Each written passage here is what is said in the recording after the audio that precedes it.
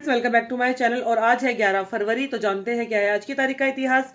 1543 में इंग्लैंड और रोम के बीच में फ्रांस के खिलाफ समझौता हुआ था और 1613 में मुगल शासक जहांगीर ने ईस्ट इंडिया कंपनी को सूरत में कारखाने लगाने की अनुमति दी थी। 1720 में स्वीडन और ईरान के बीच में शांति समझौता हुआ था। 1793 में ईरान की सेना ने नीदरलैंड के वेनेलो पर कब्जा किया था। 1794 पर यूनाइटेड स्टेट की सीनेट का सेशन पहली बार आम जनता के लिए खोला गया था। 1798 में फ्रांस ने रोम पर कब्जा किया था। 1814 में यूरोपीय देश नॉर्वे ने स्वतंत्रता की घोषणा की थी और 1826 में लंदन यूनिवर्सिटी की स्थापना यूनिवर्सिटी कॉलेज लंदन के नाम से की गई थी।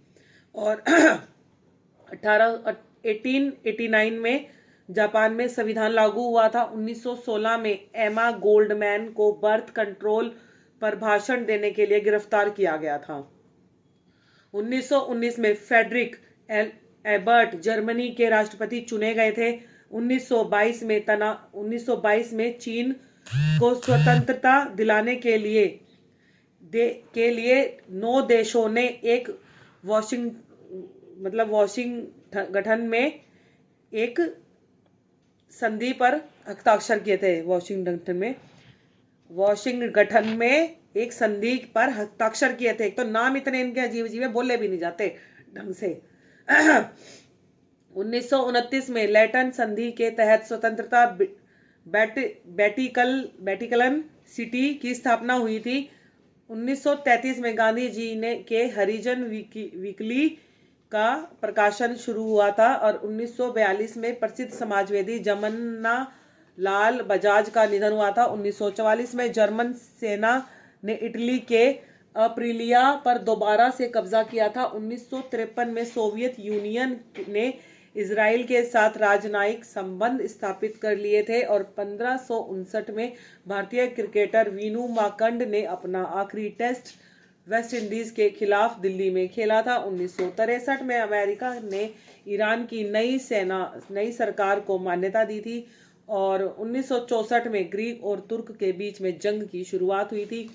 ताइवान ने फ्रांस के साथ अपने राजनयिक संबंध समाप्त कर दिए थे और 1968 में दक्षिण वियतनाम में कम्युनिस्ट सैनिकों ने 300 नागरिकों की हत्या कर सामूहिक रूप से दफना दिया था उन लोगों को। 1974 में मोहम्मदुल्लाह बांग्लादेश के राष्ट्रपति निर्वाचित हुए थे। 1975 में ब्रिटिश कंजर्वेटिव पार्टी की प्रथम महिला नेता के रूप में मार्गरेट थ्रेचर का निर्वाचन हुआ था।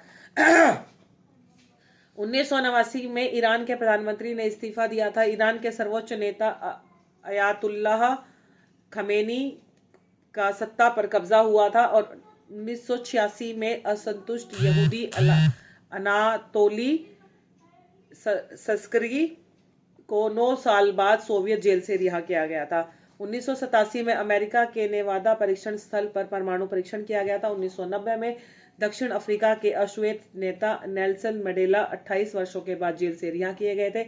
अफ्रीकन नेशनल कांग्रेस के नेता नेल्सन मंडेला को दक्षिण अफ्रीका सरकार ने रिहा कर दिया था। 1992 में अल्जीरिया में सुरक्षा बलों ने 4 मुस्लिम छापामारों की गिरफ्तारी के साथ भारी मात्रा में हथियार भी बरामद किए थे।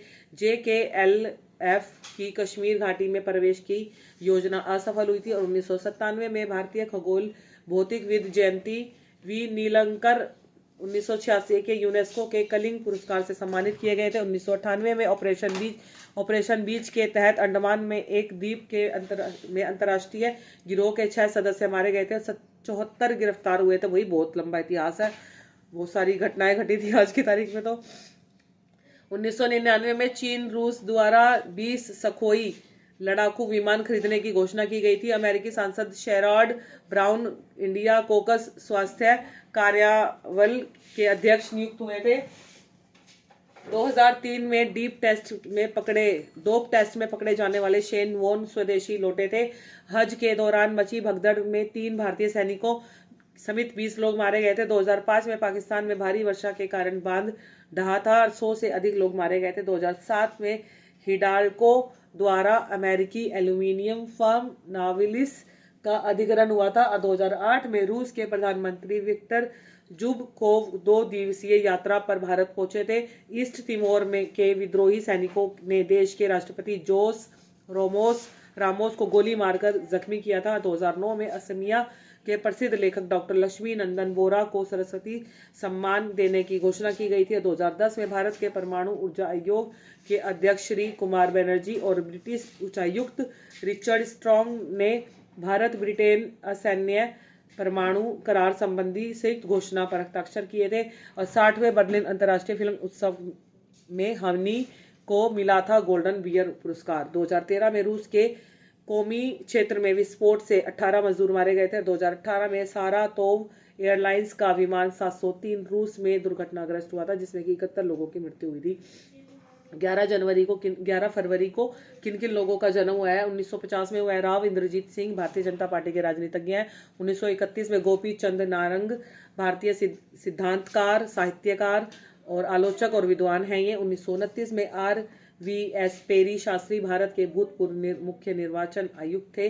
1917 में T नागी रेड्डी, भारतीय क्रांतिकारी जिनकी मृत्यु हुई थी 1976 में। 1913 में सुरेंद्र नाथ द्विवेदी, उड़ीसा के जाने माने राजनीतिज्ञ, सामाजिक कार्यकर्ता और पत्रकार थे।